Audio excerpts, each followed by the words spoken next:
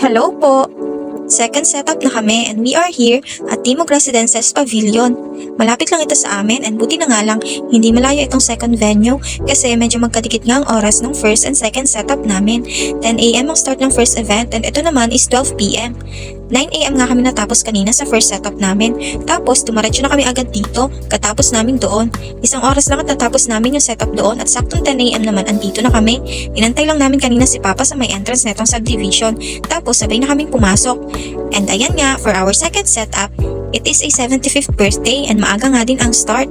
May 2 hours kami for this setup and kadating nga is tinulungan muna kami ulit ni Papa magpasok ng mga gamit tsaka maglagay ng tela sa backdrop. Nakalimutan nga namin yung cart namin kaya isa-isang binuhat yung mga gamit. Unlike nga diba kapag may cart, makakadalawa hanggang 3 lang kaming balik.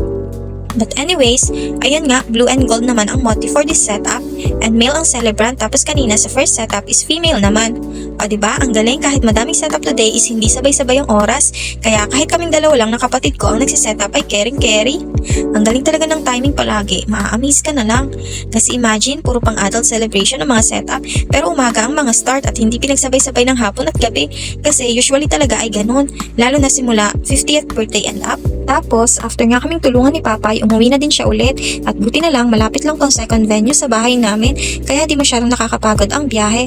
Then ipagsasabay na ding ibiyahe niyan ang pang third and last setup namin kasi konti lang naman ang gamit namin para dun sa last setup namin. Tapos sina Tintin at yung kuya niya na naman nga ang staff ni Ma'am George na naka-assign for this event kaya alam niya na for the tulong na naman ng mga person sa amin. Very thankful talaga kami sa kanila. Natataon din talaga palagi na kapag medyo need namin ng tulong ay silang nakakasama namin sa event. Ang babait na bata, kaya thank you mga bebe. At di nga lang sila kita dyan kasi nasa side kami habang naglolobo ako si Tintin ulit ang nagbabalunbo ng mga balloons. Kaya pump lang ako ng pump ng lobo kaya mabilis din kami dito. Mas malapad nga din kasi ang backdrop dito kasi ang laki ng venue na to. Malapit na nga din mag-12 nang matapos kami dito kaya mas dinalian na din namin. Tsaka sumabay na din maglagay ng mga lights yung sounds and lights nung nagre-retouch na lang kami. And ayan, here's the final look. And also with entrance and centerpieces din pala ito. Pero ito, legit na may entrance and centerpieces talaga. And di ko na din pala na-videohan yung paggawa namin ng entrance kanina sa labas. Kasi same lang din naman ng entrance dun sa first setup namin.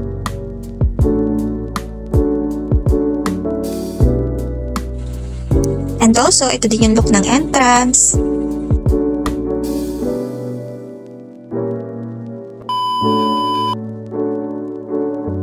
And ayan, habang pauwi nga kami sa bahay para mag-lunch muna, ay biglang bumuhos na naman ang ulan.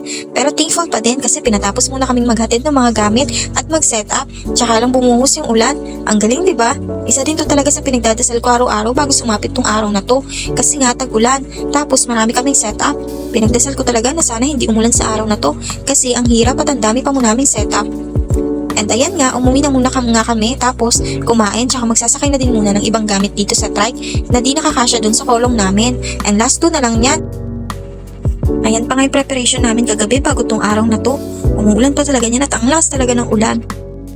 And ayun lang po. Thank you po and bye-bye! And also, see you on our next vlog. Bye!